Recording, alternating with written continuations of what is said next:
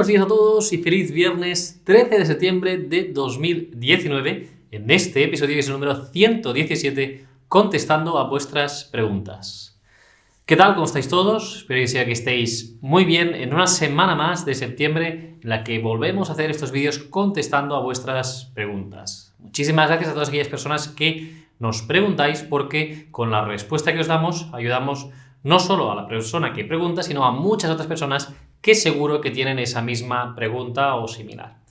Bien, antes de empezar a contestar a las preguntas de esta semana, como siempre, recordaros los contenidos que hemos ido publicando a lo largo de esta semana. El lunes tuvimos un caso de éxito, en este caso es sobre una peluquera en el que se le reconoció una incapacidad absoluta para una fibromialgia, es decir que caso de éxito de una peluquera que se reconoce una incapacidad absoluta por la fibromialgia.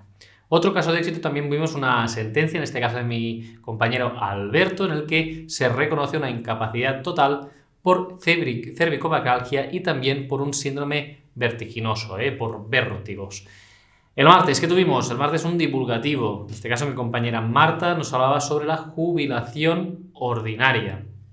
Y también el martes tuvimos un episodio en misderechos.club, en el podcast, hablando sobre la contestación a preguntas. También, y la semana pasada hicimos un podcast, un episodio hablando sobre estas preguntas que contestamos durante todo el mes de agosto que no hicimos programa, y como quedaban unas cuantas también pues hicimos un segundo episodio contestando a preguntas. Y el miércoles tuvimos un episodio, en este caso un caso de actualidad, y también en misderechos.club hicimos un episodio hablando en este caso sobre el desprendimiento de retina, sobre esta enfermedad oftalmológica.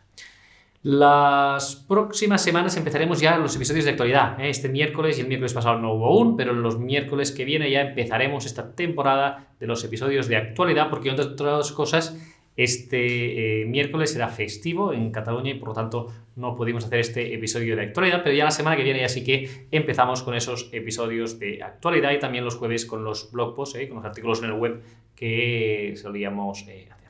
Y si os parece, pues empezamos ya a contestar las preguntas y os pido pues, que le deis al like si os gustan estos vídeos, que los compartáis y que os suscribáis a nuestro canal para ir recibiendo todas las novedades que, como os digo, vamos publicando cada día y que son muchas. La primera pregunta de hoy nos la hace María del Carmen Román y nos pregunta: hola, si soy autónomo, ¿quién me haría el profesiograma? Gracias, un saludo. Bien, en este caso María pues nos hace la pregunta en relación a un vídeo que hicimos sobre el profesiograma. Recuerdo que este profesiograma es un documento que emite el empresario y que sirve para demostrar cuáles son las tareas principales de un puesto de trabajo. En el caso de que seas autónomo, también tenemos que mirar la relación laboral que existe, Es decir, si hay algún tipo de relación laboral en el sentido de que puedes ser un autónomo dependiente, es decir, que trabajes para un empresario, solo le factures a ese empresario, pero que no tengáis un contrato de relación laboral, sino que sea mercantil y por lo tanto seas autónomo dependiente. En el caso de que no seas autónomo dependiente, lo que puedes también es hacer una pericial, un informe pericial. Esto te puede servir para demostrar cuáles son las tareas de tu profesión. Entonces, ¿quién puede hacerlo esto? Pues alguien que sea perito en pues, lo que sería en prevención de riesgos laborales. Hay una serie de peritos especialistas en hacer esas descripciones de puesto de trabajo, ¿de acuerdo? Entonces, si somos autónomos y no tenemos nadie a cuenta, pues lo que vamos a hacer es contratar a este especialista, a un perito, para que nos diga cuáles son esas tareas principales que hacemos dentro de nuestro Código Nacional de Actividad Económica, dentro de nuestro CNAE, evidentemente, y lo más cercano al Código Nacional de Ocupación que se pueda tener por la profesión y por la categoría profesional en la que estamos. Por lo tanto, si somos autónomos y evidentemente no hay un empresario por encima que nos pueda hacer este certificado, lo podéis hacer mediante este perito. Muchas gracias por la pregunta, María del Carmen, y nos vamos con la siguiente pregunta. Nos la hace Loli Quiros Páez en relación con el subsidio de mayores de 52 años. Pregunta: ¿por qué no nos pertenece a los fijos discontinuos? Bien, muchísimas gracias por la pregunta, Loli, y la respuesta es que no os pertenece porque los trabajadores fijos discontinuos ya cobráis un subsidio en el caso de esas épocas del año en las que no tenéis un contrato, en la que no hay el llamamiento, ¿de acuerdo? Recordamos que los trabajadores fijos discontinuos son aquellos que trabajan por temporada, ¿eh? Por ejemplo, los camareros, ¿no? Pues son llamados en esas épocas en las que hay más trabajo, ¿no? Pues en verano, mejor en Navidades, etcétera, y que durante el resto del año no trabajan. Como en esos periodos en los que no se trabaja se tiene derecho a un subsidio por desempleo, pues eso es incompatible y el subsidio de mayores de 52 años, pese a ser régimen general, no permite que estos trabajadores puedan acceder al subsidio de mayores de 52 años. ¿Cuándo sí que se podrá llegar? Pues cuando se pierda esa condición de fijo discontinuo. Si dejas de tener ese contrato y te despidieran o no hicieran el llamamiento oportuno en virtud de ese contrato, entonces ahí sí que ya te quedaría abierta la posibilidad de acceder al subsidio para mayores de 52 años. Muchísimas gracias, Loli, por la pregunta. Vamos con otra pregunta, nos la hace Dumitru Ivascu y dice: hola, yo tengo la incapacidad total reconocida y quiero trabajar en otro país. ¿Puedo? Gracias.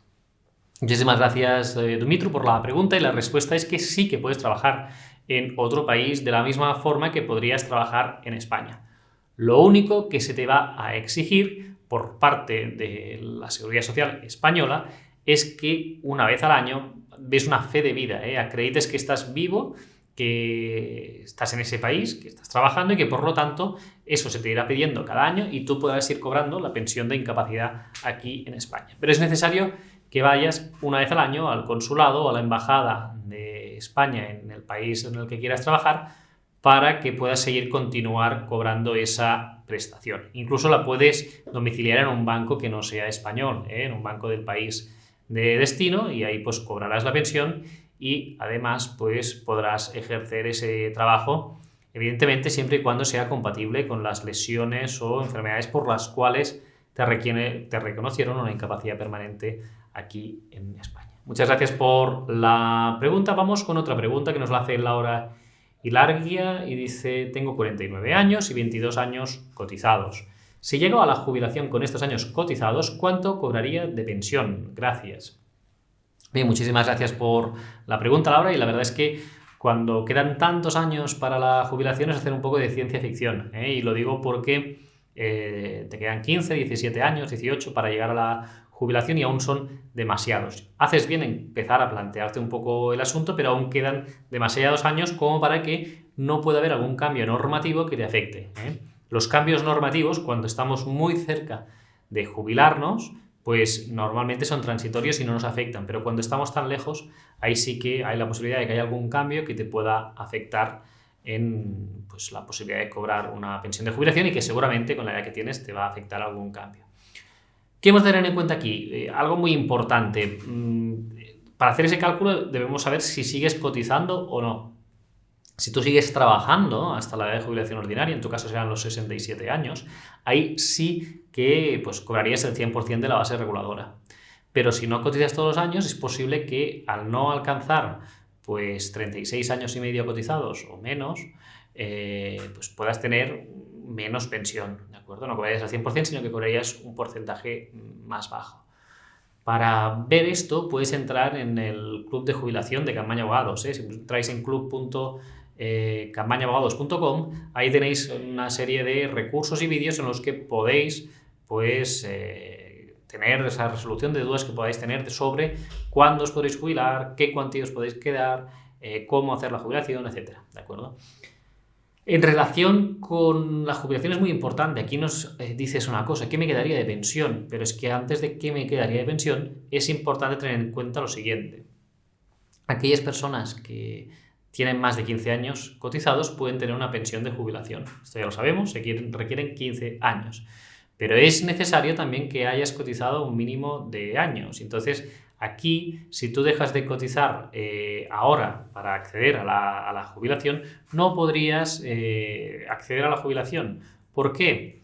Porque aquí nos has dicho, tienes 49 años y, claro, en este caso puedes dejar de entenderte que tendrías que dejar de cotizar. Es decir, si tú ahora no cotizas hasta la jubilación, la carencia específica de la jubilación no la tendrías, porque sí que tendrías los 15 años, pero no tendrías, en este caso, los años que son necesarios para la jubilación, que en este caso pues, serían los últimos 2 años de los 15 anteriores a la fecha de la jubilación. Es decir, Ponte el caso, ¿no? Pues tú ahora dejas de trabajar con 49 años, no cotizas nunca más.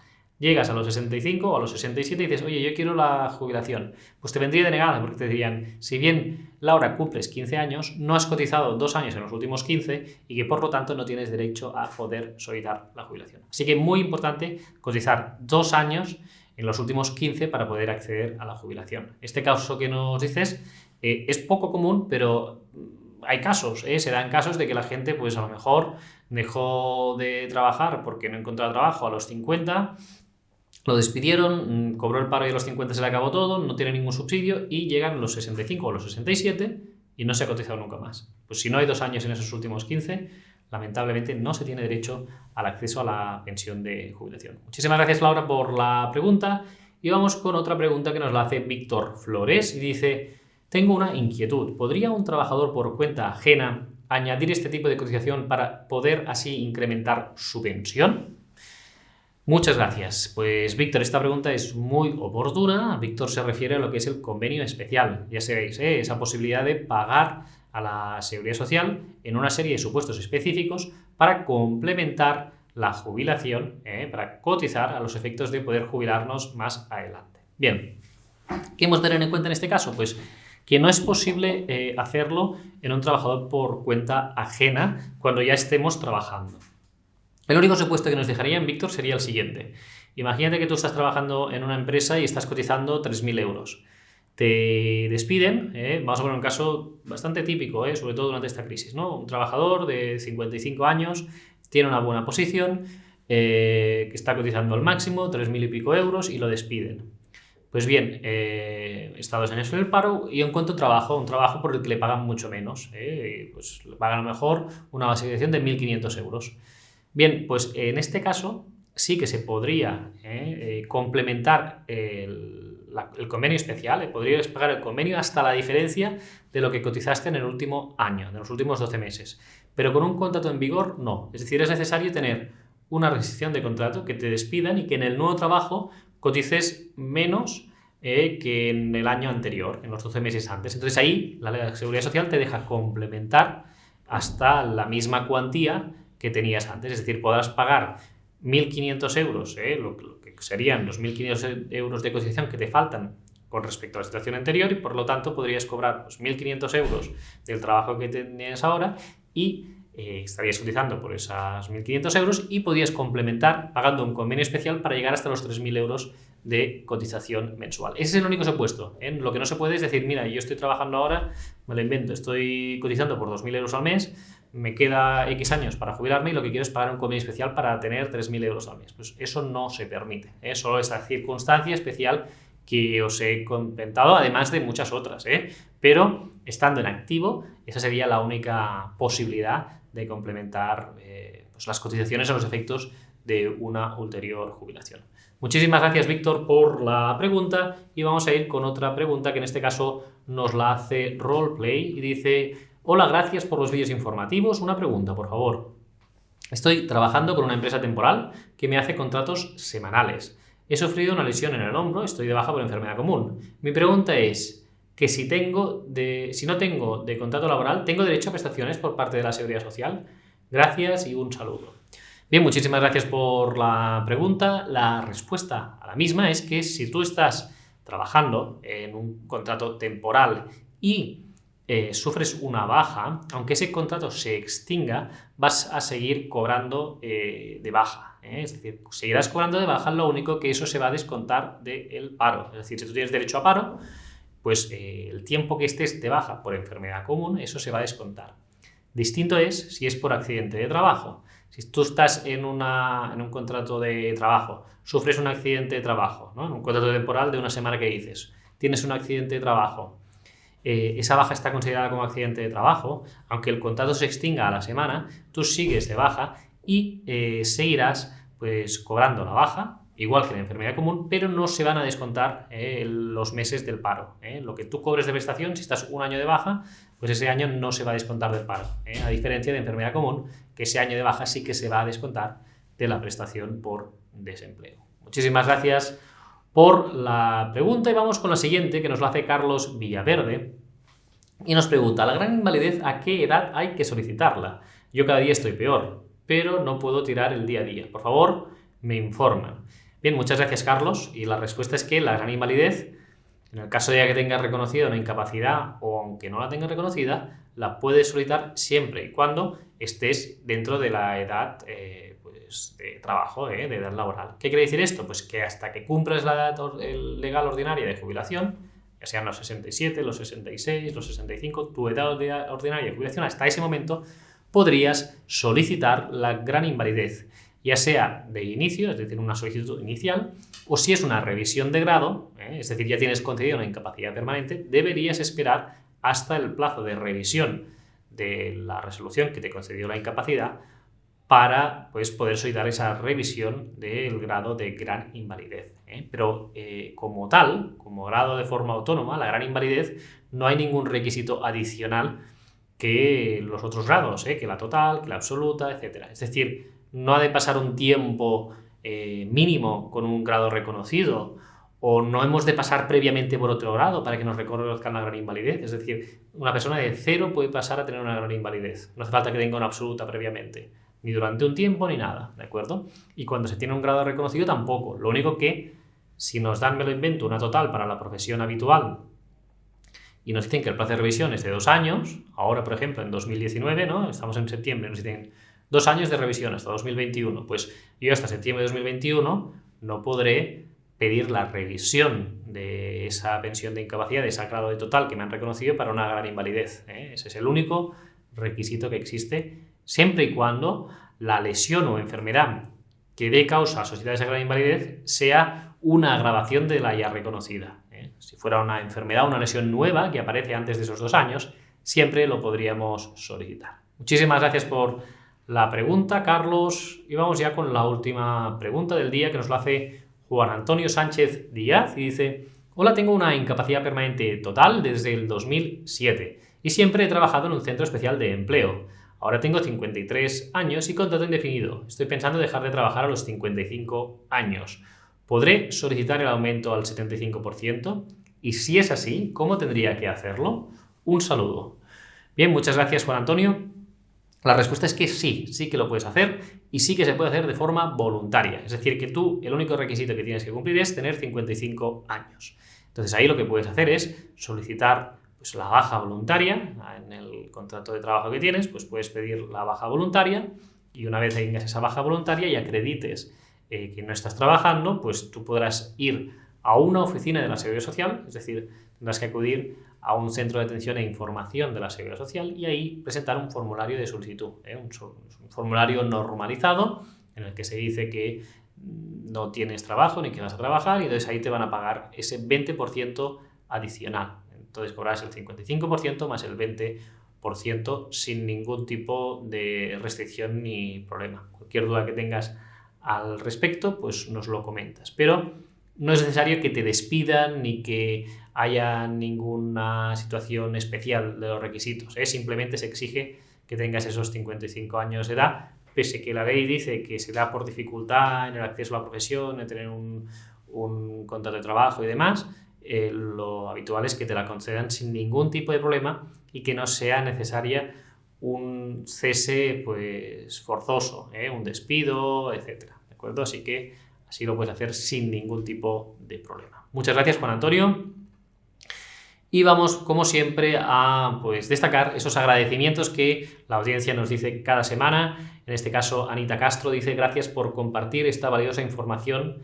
Bendiciones de amor y luz. Juana Cruz dice: me encantan vuestros vídeos, son de mucha ayuda. Gracias. Y María Elena Relvas dice: excelente contenido, muchas gracias. Bien, a todos vosotros, muchísimas gracias por los ánimos y por esos agradecimientos a la labor que hacemos, y os espero aquí la semana que viene con nuevos contenidos. Y sabéis que la semana que viene ya normalizamos todo, es decir, que empezamos con los vídeos también de actualidad los miércoles, con los blog posts los jueves, con los vídeos divulgativos de siempre, o sea que estad atentos porque cada día vamos a publicar algo que pueda ser de interés para vosotros. Que tengáis un feliz fin de semana y nos vemos aquí la semana que viene.